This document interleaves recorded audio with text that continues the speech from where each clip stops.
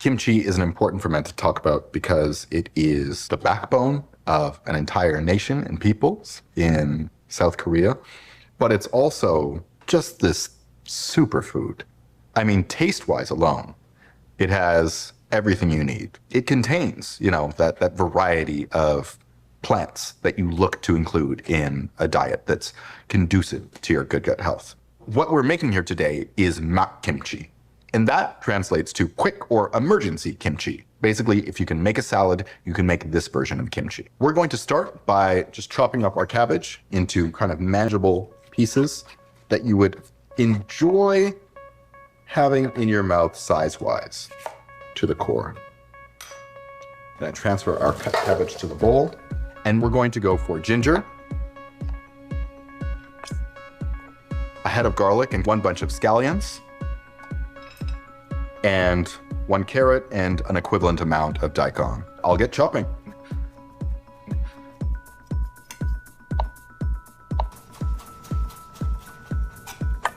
ASMR.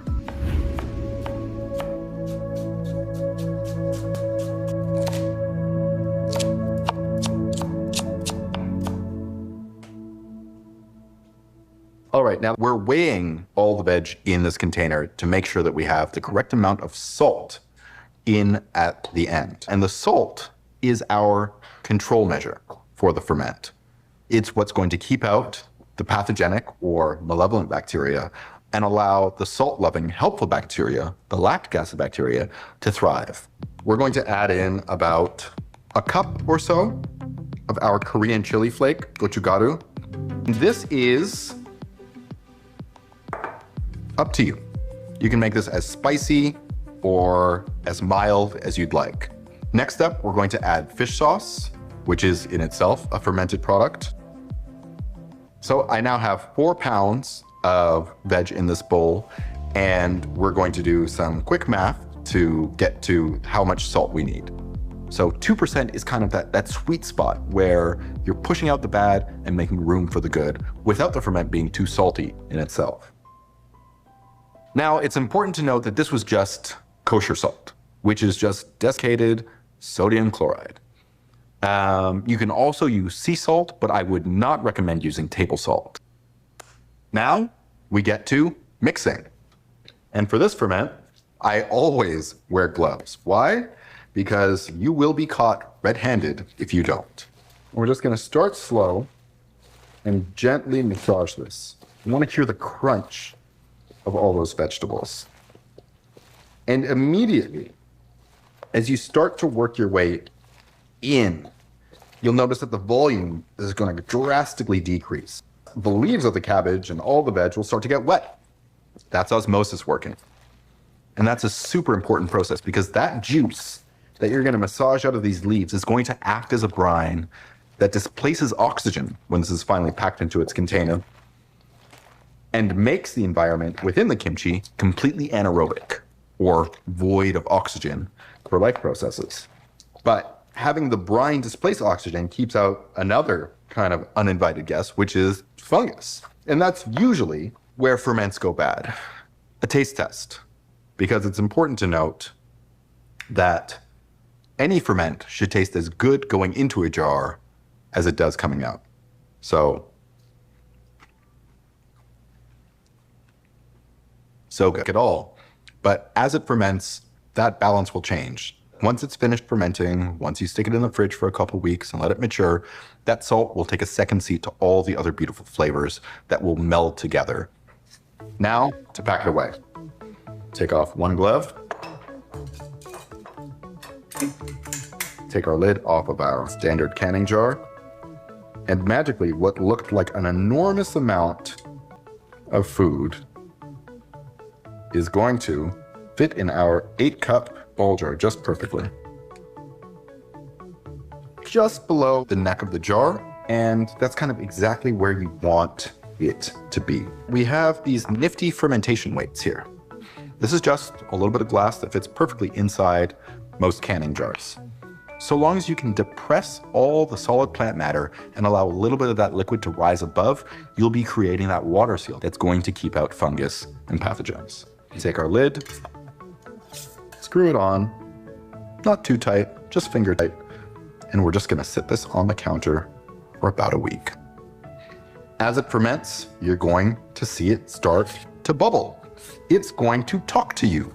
You can't count the number of times that I've been alone in my apartment and gotten up to think that I was not alone in my apartment, met by an intruder when my ferments were speaking to me, happy as they turn sugars into carbon dioxide.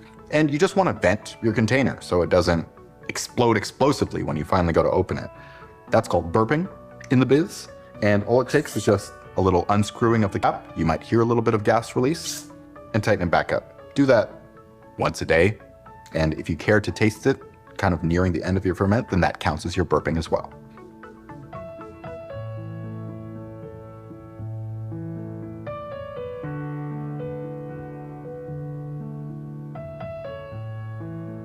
One of my favorite ways to enjoy kimchi is over rice with a soy pickled egg, some nori seaweed, and fresh scallions. We have two different types of rice here, kind of stressing the importance of eating the rainbow. When you eat short grain brown rice, you're getting all sorts of the best nutrients in rice that feed your gut microbiome. And in purple rice, Korean purple rice, you find all the anthocyanins, the complex organic molecules that make for metabolic complexity once your microbes have gone through them as well. So we're just gonna take those, mix them around into traditional Korean purple rice mix. Then we're going to take our soy pickle, stick that in our bowl. We're gonna take some nori, cut big chunky squares of that as well.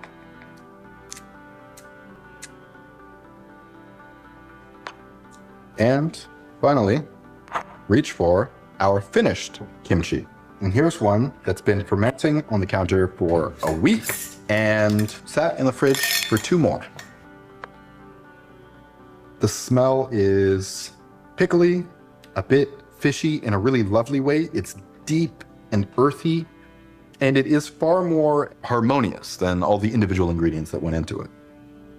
So I love a big heaping spoonful of this over top. Cabbage is soft, but it's still crunchy. We're just going to add some fresh greens over top as well. An easy, very gut-friendly, very delicious breakfast, lunch, or dinner. You can share it with your friends because community and fermentation go hand in hand.